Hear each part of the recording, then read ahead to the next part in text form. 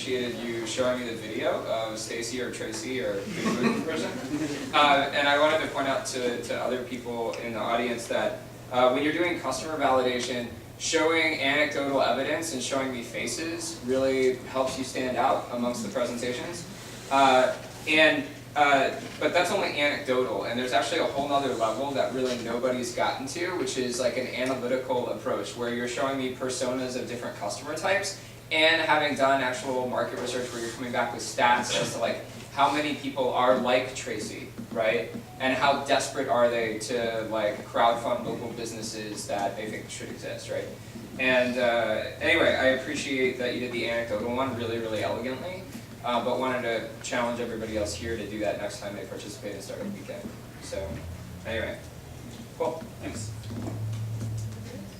Do you have an issue with this being really long time horizon? If you're trying to convince businesses to open in a given area, it obviously takes a fair amount of time to go and find a suitable property and raise the money and then actually open the store. How do the business owners find out in a short period of time whether this is working for them or not? A quick answer, one path we've explored actually this weekend is actually scouting out locations that are empty. So we would go around, on, for example, on 42 floors and just see what's empty, or just by walking we would find it out. And we could actually advertise inside those windows and see that here's just a place that just opened up and it's looking for a tenant. We would help the real estate owner, we would help the prospective tenants, and be a way to automate traffic, to generate traffic to our So site. they become like commercial super brokers in that sense. Yeah. You're finding empty spaces, then Right. figuring out what should be there, Right. and then finding Right. those businesses. So we actually were thinking about partnering with a big real estate firm to do that.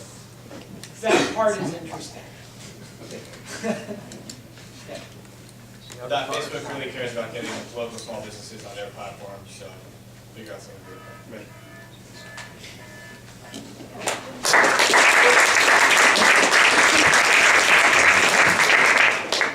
Okay, we got David, and then right after that, we have Hello. Split the Tag on deck.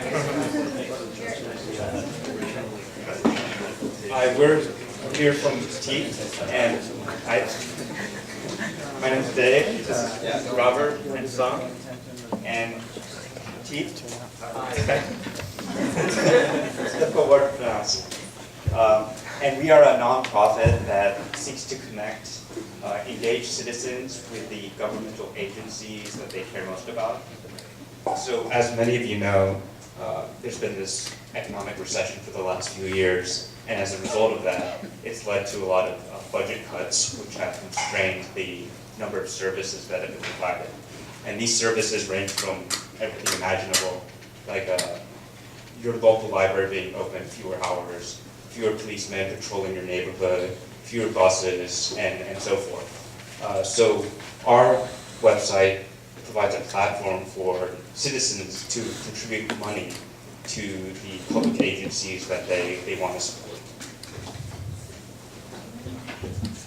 So I guess the plan as it stands, like, we'll have a list of government agencies, and then users can come in and they can either like do a one-time donation, or they can have like a monthly donation. They can check a number of businesses that they want to continue supporting every month. And then every month they could potentially just like come in and say, oh, not that organization, I have this one on. And then also like when you get more social features, you can have someone who like you respect, and you can just follow what they do. Or like there can be articles about these organizations need support, and here's why. This is an organization that you didn't know about. Or like having things float to the top that like typically get cut governmentally and so on. So it's sort of the idea is like to sort of bypass the whole like tax system where it's like you pay into taxes and it goes wherever somebody else thinks it ought to go, as opposed to like this thing like you can dig in and decide which services you need to support. What else? So as part of some of the technology we use, we integrated SendGrid as well as Stripe to handle payments to make it easy for our users to submit payments. How are you going to attract customers or people to join? Well, when we were doing our market research, we met many German and French tourists out over here. And what was so surprising was that many of the people we spoke to were very, very skeptical at first, because they're like, oh, why would I want to give more money to the government? And so we heard that over and over again, but once we probed a little bit more and talked to them more about how, like, this isn't, you're not giving more money to the IRS, you're giving more money to the park, or the library, or the local school. So we were surprised that people were so willing to be receptive to this idea of giving more money to the government. Can you talk more about this customer validation process? Like, how many people did you talk to? What did you think? We spoke to probably, we created a short survey of about 2 questions, and we spoke to maybe about 15 people over the last few days, and we were surprised that people were not only open, as I mentioned, to giving more money and making these donations, but that they were already doing it, but they were giving donations in kind. So for the library, that might mean giving books, but they were also making small monetary contributions as well. But it was like, as it gets more local, like if you're talking about like global government stuff or like, you know, national government stuff, or like screw that, you know, like I don't know where my money's gonna go. But if you're talking about like your local library down the street, then people are like, yeah, totally, I want to support that, you know. Like, so it's kind of an interesting thing depending on how you ask the question, like, you know, like, national government stuff. David asked a good question earlier to another group that was about, you know, you guys are this big kind of thing where you can give money to a lot of stuff. So if you were to have a campaign for 1 or 2 projects here in San Francisco, what would it be? Or what, more or less, what were the themes that came up that people would actually want to give money to? Yeah, like libraries, parks, schools, you know, obviously. So if I were in your shoes, I'd kind of go down the route of like, how can we figure out what that one thing is, and if people actually want to do it, to make sure you're, you know, designing campaigns that people actually want to do. It's just kind of overall just creating a service, a way to accept people. And I think like one of the ideas like further down the road is you can incorporate non-governmental institutions. Like it's more like a platform where you can support all these organizations, and then instead of having to go to like the Red Cross or this place or that place and like write a check to them or whatever, it's like this one place. It's almost like Flatter. I don't know if you guys have seen Flatter, but it's like you can just say, I want to support these organizations, and then off you go.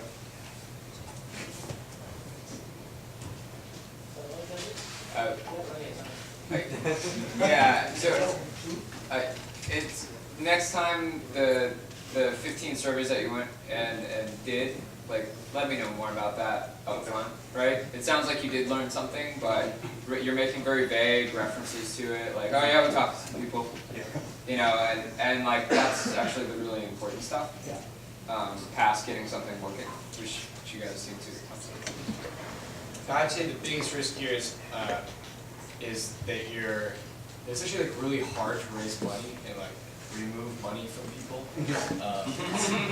and like get support around specific causes. I think there's a lot to figure out in that. So there are a ton of these fundraising platforms. Some are very successful. Some, you know, you never heard about. And it almost makes you wonder, like, who are the organizations or what are the causes that are trying to raise funds, and then how are people finding them and giving to them, and like what's that whole ecosystem like? If you think about it, that has nothing to do with technology and like building out a service, but there may be some unserved needs in there, and that's kind of Michael's point. Like, we should try to understand what those are, lean into them. But there is a market need here. So I agree. I hear about it all the time. So. Thank you.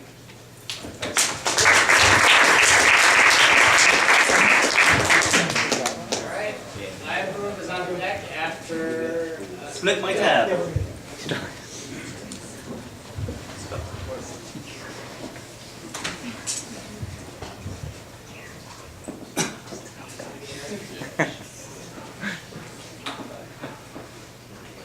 Nobody wants to be a debt collector, especially in this economy.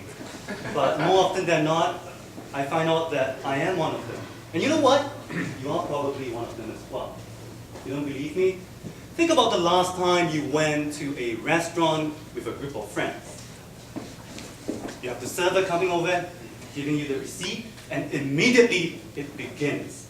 You have Tony who only ate the pork fried rice saying, oh, that's $8 and this is $2 for my tax. And then you have the French guy who ate like his steak and 5 glasses of wine. And he said, I thought in America people like, split the tab evenly. And then there's the lousy tipper. I hate that waitress, I only want to give her 10%. And then there's me, who thinks the waitress is super cute and I want to tip her 20%, But incidentally, me, I've worked as a waiter before in a restaurant, and I know how annoying this could get. So more often than not, I'm the one whipping out my wallet, taking out the credit card, and just giving it to the poor girl so she could, go on serving other customers. But then there's a problem, and what is that? I don't get paid. My friends forget. And there's a problem there because I'm not a rich guy, and I don't want to be a miser chasing after my friend for like that $2. It's like not good. Why is there this problem? Because people are bad at math at the dinner table especially. And at Startup Weekend, this is what we went out to solve. And come with this experiment again. Can we do something like this? In the time that it takes the waitress to come here, give me their bill, for me to give her the credit card and she goes, does the thing, before she comes back, can I get the bill done? Can I settle that problem? And our answer is yes. And how can we do that? Right away, simulation. The waitress comes over with the bill.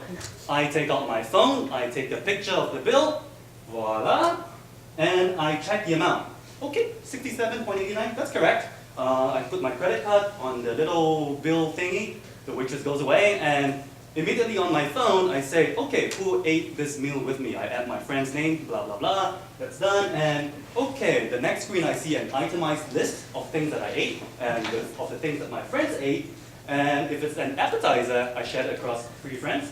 If it's an entree that he ate, it's like him. If it's a bottle of wine that I didn't touch, but the French guy drank like 5 cups of it, it's like 2/3 of the price, right? Very simple, very fair. And you put in the tip calculation, everything is nice and easy, and when the waitress comes over, hands you back the thing for it, you write the tip amount, and voila, everything is done. And at that moment, you could send out a message, a email, like a Facebook message, whatever you want, right, to your friends, to remind them that they have to pay you.